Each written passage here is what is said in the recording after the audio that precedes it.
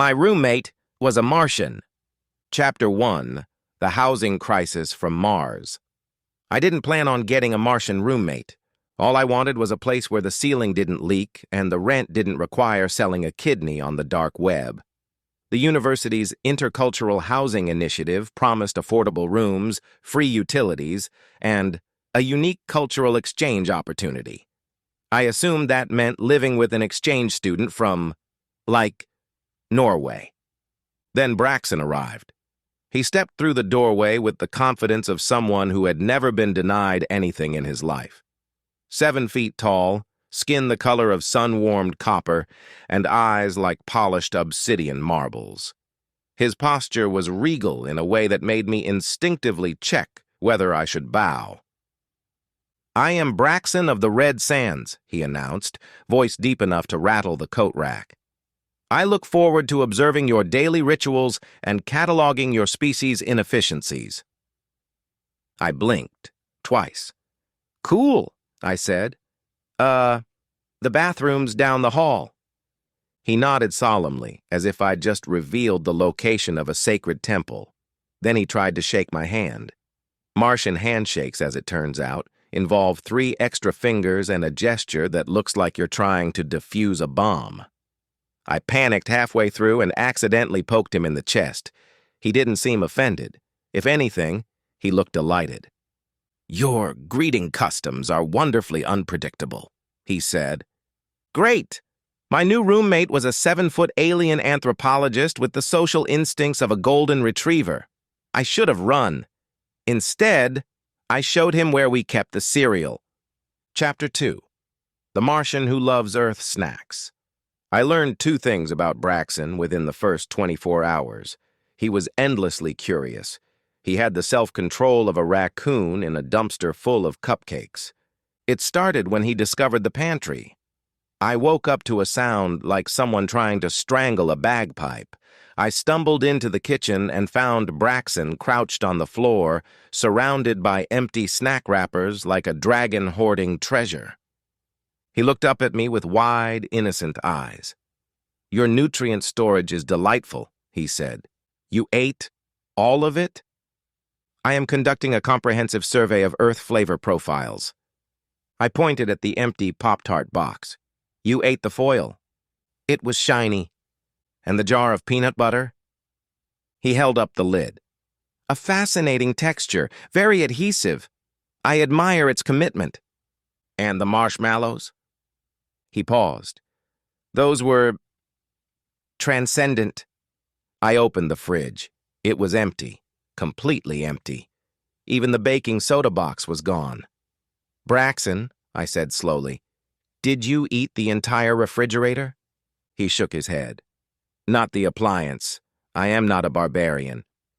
I sighed in relief. "Just everything inside it." I closed the fridge door and leaned my forehead against it. "Okay. Ground rules. You can't eat everything you see.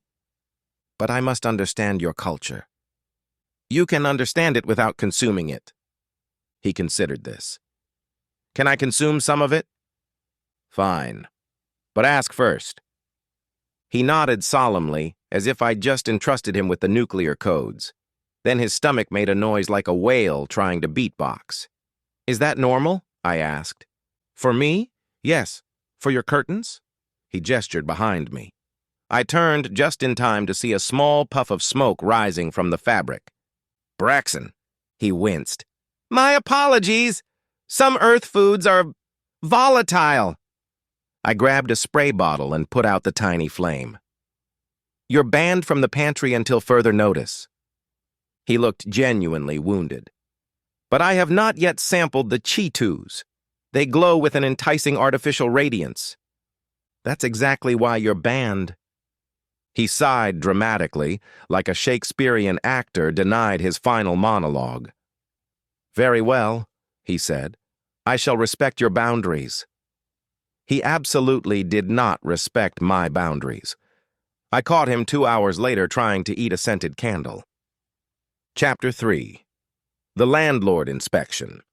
Our landlord, Mrs. Pennington, was a woman of rigid principles and even more rigid hair. She had the uncanny ability to detect unapproved pets, illegal subletters, and unauthorized wall hooks through solid drywall. If she ever developed psychic powers, we were doomed. Naturally, the day she scheduled her quarterly inspection was the day Braxen decided to reorganize the apartment for optimal energy flow, which meant the couch was upside down, the coffee table was on the balcony, the microwave was in the bathtub, and Braxen was wearing my bathrobe like a ceremonial sash. "Braxen," I said, "what is happening?" "I am harmonizing the dwelling," he replied, adjusting the robe with regal dignity. "Your furniture placement was emotionally chaotic. You put the microwave in the tub. It needed grounding." Before I could argue, there was a sharp knock at the door. Mrs. Pennington. Braxen froze. "Is that the enforcer of lease protocols?" "Yes," I whispered, "and she cannot know you're an alien." He nodded gravely. "I shall camouflage." "Great. Do that." I turned to straighten the couch, but when I looked back, Braxen was gone. Or so I thought. In his place stood a houseplant. At least, I think it was supposed to be a houseplant. It was 6 feet tall, pulsating faintly, and glowing a soft, reddish hue. Its leaves twitched like they were trying to remember the choreography to a dance number. Every few seconds, it emitted a low hum, like a refrigerator contemplating its life choices. "Braxen," I hissed, "what is this?" "My botanical disguise," the plant said in Braxen's voice. "I have studied your flora. I am indistinguishable." "You are humming. Photosynthesis is a dramatic process." The knock came again, sharper this time. I opened the door. Mrs. Pennington swept inside with the energy of a drill sergeant inspecting barracks. Her eyes scanned the room like a barcode reader. "Everything looks different," she said. "Just redecorating," I replied, trying to block her view of the bathtub microwave situation. Her gaze drifted to the glowing plant. She stared. The plant hummed louder. "That's new," she said. "Yes," I said quickly. "It's Scandinavian." She nodded slowly, as if that explained everything. "Very modern." The plant wiggled a leaf in greeting.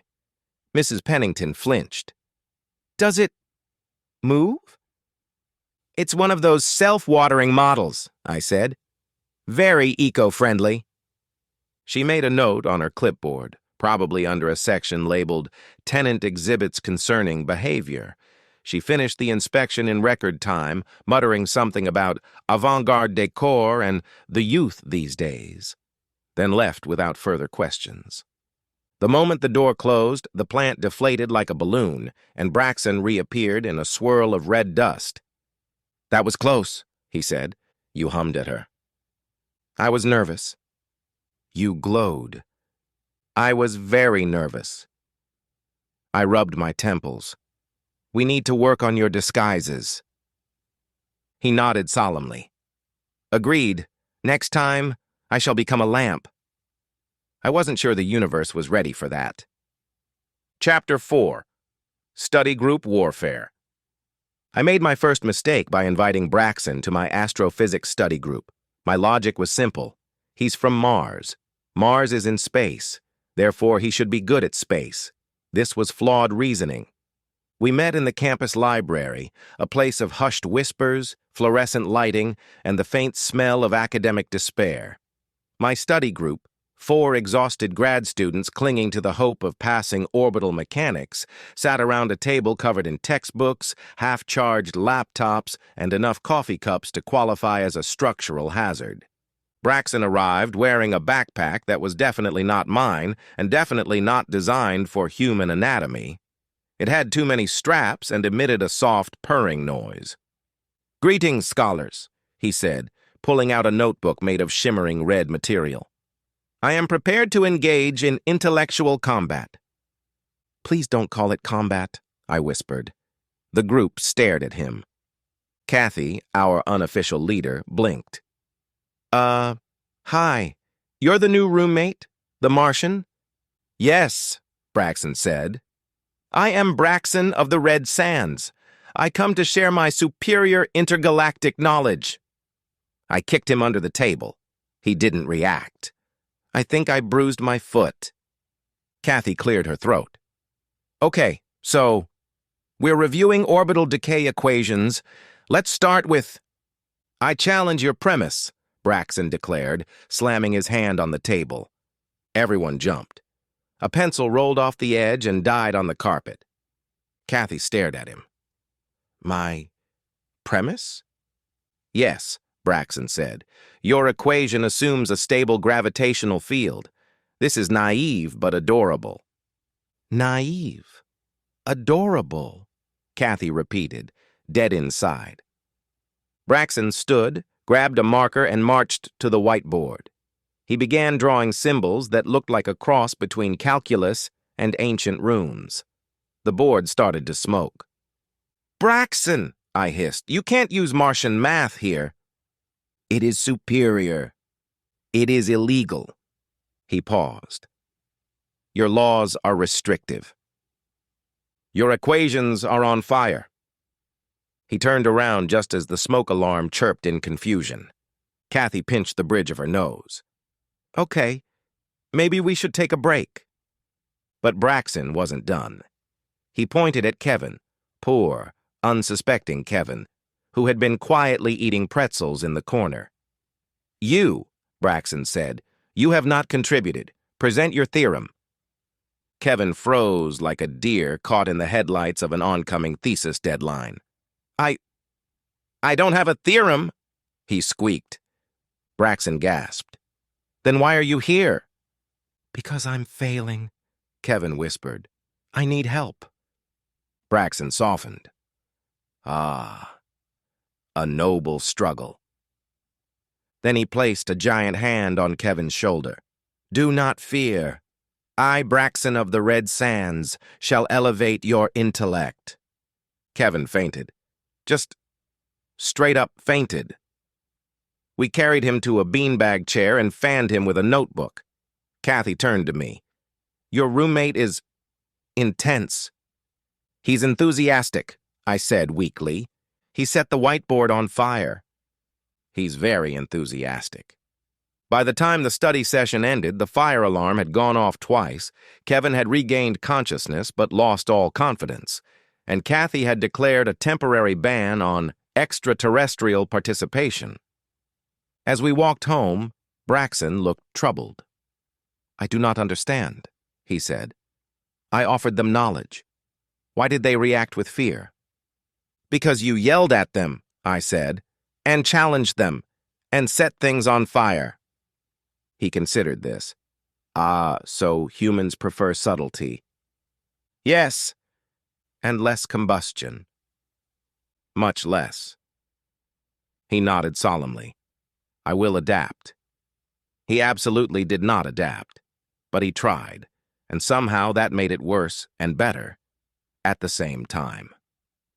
Chapter 5. The Crush Complication. I made my second major mistake by inviting my crush, Julia, over to watch a movie. In my defense, I thought Braxen would be asleep. Martians don't sleep often, but when they do, it's like a hibernating bear crossed with a malfunctioning space heater. He curls up in a corner, glows faintly, and emits a soft rumbling noise that sounds like a cat purring through a megaphone. But tonight, of course, he was wide awake. Julia arrived with popcorn, a smile that made my brain short-circuit, and absolutely no idea that my roommate was a 7-foot extraterrestrial with the impulse control of a toddler in a fireworks store. Hey, Julia said, stepping inside. Wow, your place looks different. Redecorating, I said quickly. Scandinavian phase. Julia nodded politely, which is what people do when they don't understand something but don't want to seem uncultured. Then Braxen walked in. He was wearing my hoodie, or trying to. It fit him like a crop top.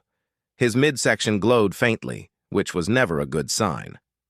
Greetings, Julia, he said, bowing so deeply his forehead nearly hit the coffee table. "I am Braxen of the Red Sands, your host's cohabitation partner." Julia blinked. Hi." I shot Braxen a look that said, "Please, for the love of all things terrestrial, be normal." He misinterpreted it completely. "I shall assist in your mating ritual," he announced. I nearly died on the spot. Julia choked on popcorn. "Mating what?" Braxen pulled out a small handheld device that looked suspiciously like a taser made of crystal and chrome. "Please remain still," he said. "I must evaluate your pheromone output." "No!" I shouted, diving across the room like I was taking a bullet. "No evaluating, no output, no devices!" Braxen paused, confused. "But how will you determine your mating compatibility?" "We'll talk," I said. "Like humans." He frowned. "I see. A primitive method, but charming." Julia stared at me. "Is he okay?"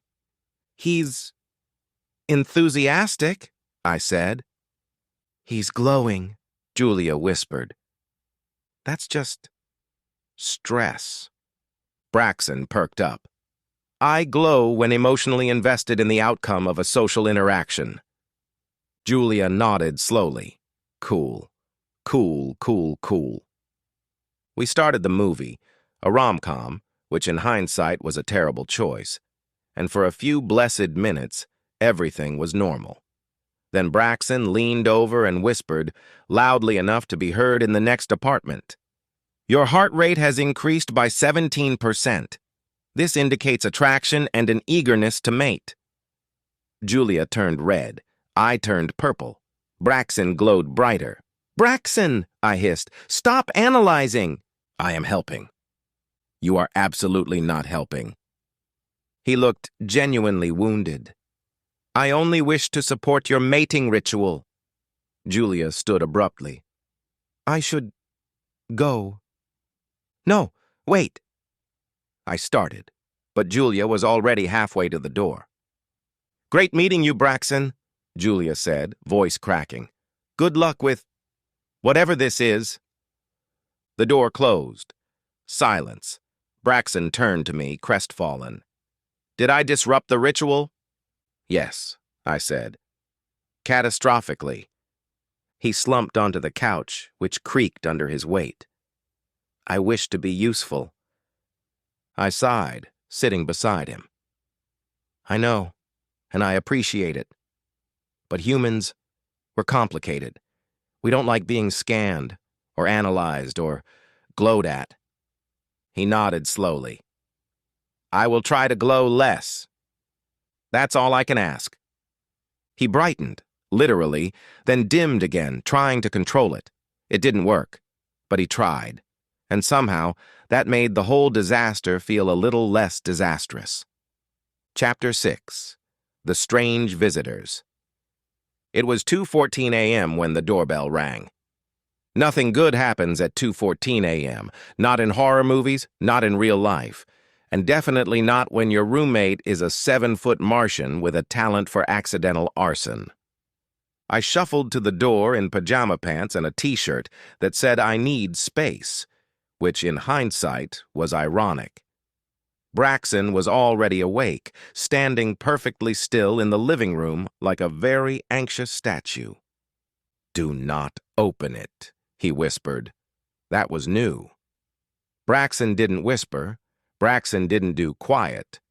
Braxen's default volume was enthusiastic foghorn. "Why not?" I whispered back.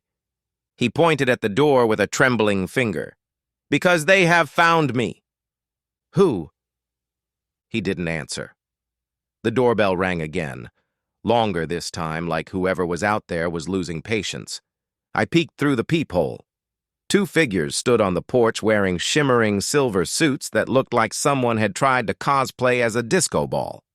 They held devices shaped like leaf blowers, except leaf blowers don't usually emit a soft, ominous hum. "Are those exterminators?" I asked. "No," Braxen said. "They are worse. Worse than exterminators? Yes, they are auditors. I blinked. Like tax auditors? Worse? Worse than tax auditors? He nodded gravely. They are Martian royal compliance auditors. I stared at him. That sounds made up. It is not made up, he said. It is a fate worse than disintegration. The doorbell rang a third time, followed by a polite knock that somehow felt more threatening. What do they want? I asked. To evaluate my progress, he whispered. To determine if I am suitable. For what? He didn't answer. Instead, he dove under the kitchen sink. Literally dove, like a soldier sliding into cover. The cabinet doors rattled as he wedged himself inside, glowing faintly through the cracks. Braxen, I hissed, you can't hide under the sink? I can, and I will, he said. It is the safest place in the dwelling. It's where we keep the cleaning supplies. Exactly. No one ever looks there. The doorbell rang again, followed by a muffled voice. Braxen of the Red Sands. We know you are inside. I froze. They knew his name. They knew where he lived. They knew he was hiding under my sink. Do not answer, Braxen whispered. Do not make a sound. Do not. The cabinet door popped open and a bottle of dish soap fell out, clattering loudly onto the tile. The porch went silent. Then one of the figures said, We heard that. I turned to Braxen. They heard that. He curled into a glowing ball. We are doomed. I swallowed hard. Okay. Think. What do they want from you? To assess my integration, he said. To judge my cultural assimilation. To determine if I am compliant. Compliant with what? He hesitated. With expectations. That was vague and ominous, and not at all comforting. The figures outside began scanning the building with their humming devices. A beam of blue light swept across the windows like a lighthouse searching for fugitives. Braxen, I whispered. Are you in trouble? He didn't answer. He just glowed brighter. And for the first time since he'd moved in, since the snacks, the disguises, the glowing, the chaos, I saw something in his eyes I hadn't seen before. Fear. Real fear. Whoever those visitors were, whatever they wanted, this wasn't just a cultural exchange anymore. Something bigger was happening. And I had no idea what I'd just gotten myself into. Chapter 7. The Escape Attempt. By morning, Braxen had packed. Not like a normal person packs. Not with a suitcase or a duffel bag. He had somehow compressed all his belongings, including a lamp, 3 blankets, and what I think was a Martian ceremonial gong, into a single shimmering cube the size of a lunchbox. We must leave immediately, he said. I rubbed my eyes. Leave where? Somewhere remote, somewhere barren, somewhere with minimal witnesses. You mean the desert? Yes, the desert. I stared at him. Braxen, we can't just run away to the desert. He placed a massive hand on my shoulder.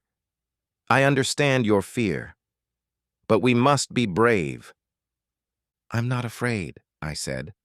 I'm confused. Confusion is a form of fear. No, it's, okay, fine, whatever. But why the desert? He hesitated. Because the Auditors will not follow us there. That sounds like something someone on the run would say. He didn't deny it. We left within the hour. I drove. Braxen sat in the passenger seat, knees pressed against the dashboard, glowing faintly like a stressed-out lava lamp. Every few minutes he checked the rearview mirror. They are not behind us, he muttered. They weren't behind us when we left. They are very stealthy. You said they wear reflective silver suits. Yes, very stealthy reflective silver suits. I decided not to argue. We stopped at a gas station on the edge of town. Braxen insisted on going inside to gather essential supplies. He returned with 6 Slurpees, a map of Nevada, a bag of beef jerky, and a novelty bright yellow t-shirt that read, "I'm not from around here." He put the shirt on immediately. "Braxen," I said, "that shirt is not helping you blend in." He looked down at it proudly. "It is humorous. Humans enjoy humor." Not when it's accurate. We drove until the city lights faded and the desert swallowed the horizon. Braxen finally relaxed enough to stop glowing. He stepped out of the car and stared at the sky, the stars reflected in his obsidian eyes, the wind tugging at his too small novelty t-shirt.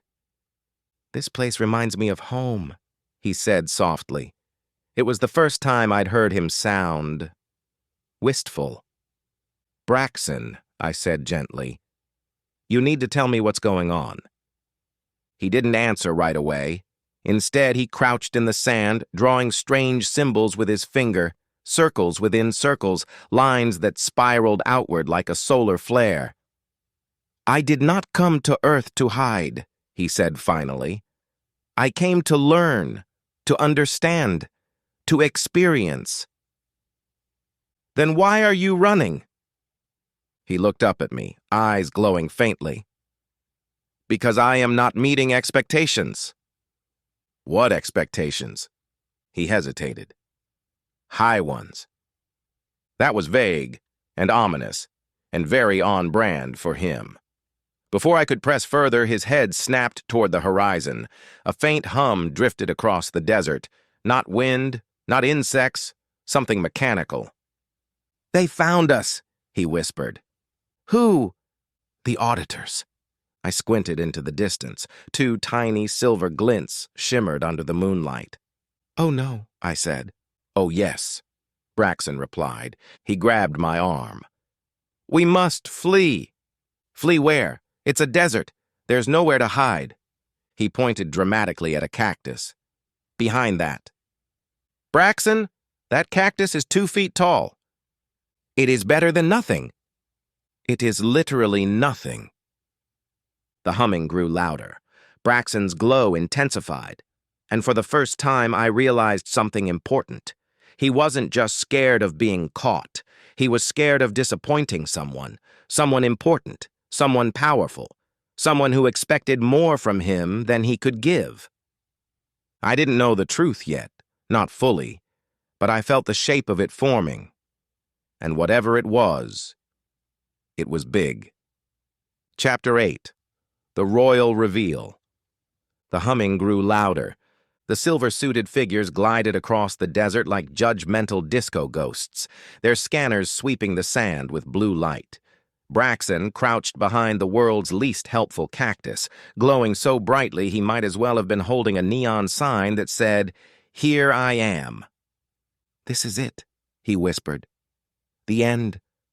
"Of what?" I hissed. "Your life? Your freedom? Your lease agreement?" He didn't answer. The auditors stopped 10 feet away. One raised a device that looked like a cross between a tuning fork and a hairdryer. "Braxen of the Red Sands," the taller one said, voice echoing through a metallic amplifier. "Your unauthorized excursion has exceeded the permitted duration. You must return immediately." Braxen whimpered. I stepped in front of him. "Hey!" I shouted. "You can't just show up in the middle of the night and drag my roommate away. That's kidnapping, or extradition, or something illegal." Braxen tugged on my sleeve. "Please do not antagonize them. They are relentless." "Relentless about what?" He swallowed hard. "About expectations." The taller auditor stepped forward. "Your high radiance, your absence, has caused significant disruption. The Council demands your immediate return." I blinked. "High what now?" Braxen winced. I was hoping to avoid this. The auditor bowed so deeply his helmet nearly hit the sand. "We greet you with honor, crown heir of Mars." Silence, wind, a distant coyote, probably judging us. I turned slowly to Braxen. You're a prince. He looked like a kid caught stealing cookies. Technically, ceremonially, genetically. I stared at him. You're the heir to the Martian throne. He sighed. Yes. And you moved in with me because... He looked down at his novelty t-shirt, I'm not from around here, and tugged at the hem. I wish to explore Earth culture, he said softly, to understand your people, to live among you without expectations. The auditors exchanged a look. Your high radiance, this unsanctioned cultural immersion has gone on long enough. The council is displeased. Braxen flinched. They are always displeased. I stepped closer to Braxen. Hey, you don't have to go if you don't want to. He looked at me with wide, shimmering eyes. But I do not wish to disappoint them. Or you. You won't, I said. You're doing great, mostly, except for the fires. He managed a weak smile. The auditors raised their devices. Prepare for transport. Braxen straightened, shoulders squared, glow steady. Then he turned to me. Thank you, he said, for teaching me friendship and sarcasm and the dangers of scented candles. I swallowed hard. You're coming back, right? He hesitated. The auditors activated their devices. A swirl of red dust rose around him, and just before he vanished, he said, I will try. Then he was gone. The desert fell silent. I stood alone under the stars, the sand still warm where he'd been. My roommate wasn't a fugitive. He wasn't a criminal. He wasn't even just a Martian. He was royalty, and he'd left behind a Braxen-shaped hole in my life that I wasn't sure how to fill. Chapter 9. The Choice. 3 days passed. 3 long, quiet, Braxen-shaped days. The apartment felt wrong without him. Too still, too normal, too human. No glowing footprints on the carpet, no humming from the kitchen, no mysterious scorch marks appearing on the ceiling for reasons he refused to explain. Just silence. I kept expecting him to burst through the door wearing another novelty t-shirt and carrying a Slurpee the size of his head, but the door stayed closed. On the 4th night, I found myself sitting on the couch, staring at the empty spot where he usually sat. Legs too long for the furniture, posture too regal for the room, smile too big for his face. I missed him. I missed the chaos. I missed the glow. I missed Braxen. Then the lights flickered. The air shimmered. And a swirl of red dust materialized in the center of the living room. Braxen stumbled out of it, looking exhausted, rumpled, and slightly singed. Hello, he said weakly. I jumped to my feet. Braxen, you're back! He nodded, then collapsed onto the couch like a deflated parade balloon. I have returned, temporarily. Temporarily? He sighed. The council is debating. Debating what? Whether I am fit to rule. I sat beside him. You don't have to rule if you don't want to. He looked at me with tired eyes. It is not that simple. My people expect much. They expect strength, wisdom, composure. You have all of that. He shook his head. I have enthusiasm and a tendency to ignite household objects. That's part of your charm. He smiled faintly. The auditors disagree. I leaned back. So what happens now? They have given me a choice, he said. Return home permanently, or continue my cultural immersion under strict observation. Strict observation? He nodded. They will monitor my progress, evaluate my interactions, assess my development. So, like a cosmic internship. Precisely. And what do you want? He hesitated. Then he looked around the apartment, the crooked picture frames, the mismatched furniture, the scorch marks on the ceiling, and his glow brightened just a little. I want to stay, he said softly. Here. With you. My chest tightened. Then stay. He frowned. It is not that simple. If I remain, I risk disappointing my people. If I return, I abandon my purpose. What purpose? He looked at me with a seriousness I'd never seen before. To understand you, he said, to understand humans, to learn your ways, your humor, your contradictions, your hearts. I swallowed hard. You're doing great. Really. He shook his head. I am failing. No, I said firmly. You're learning. That's different. Braxen stood, straightened, squared his shoulders, and for the first time he looked like royalty. Then I will continue to be your roommate. I grinned. Good, because the microwave caught fire again while you were gone. He beamed. Ah, home!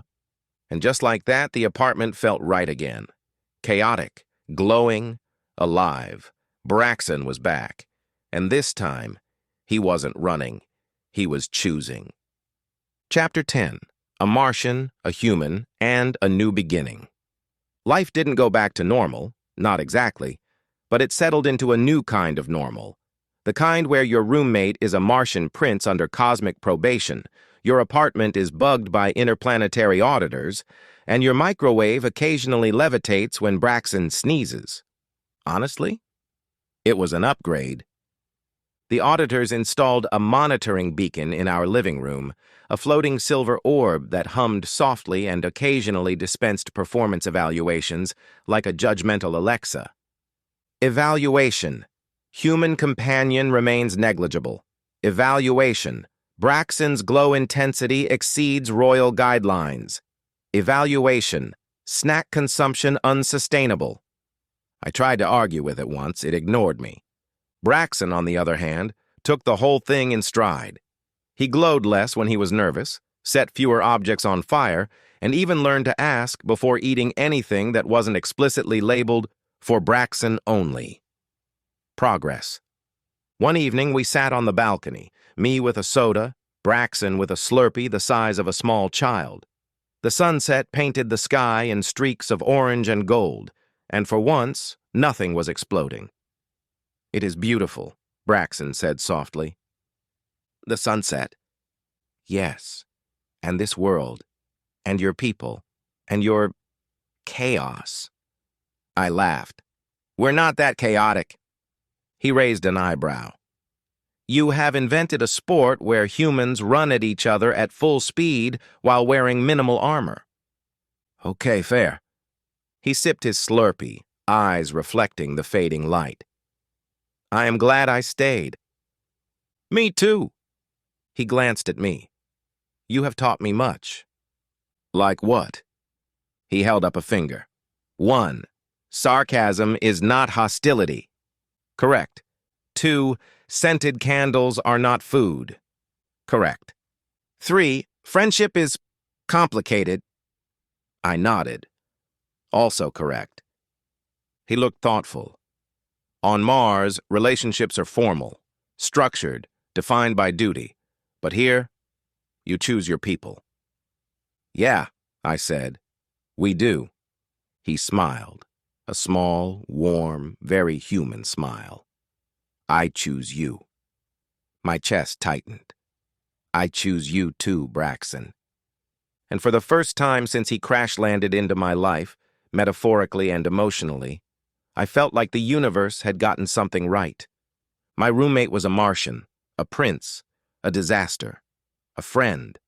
And whatever came next, auditors, adventures, cosmic politics, or interplanetary snacks, we'd face it together. Because this wasn't the end. It was just the beginning of a beautiful friendship. The end. Please like, comment, and subscribe. Thank you.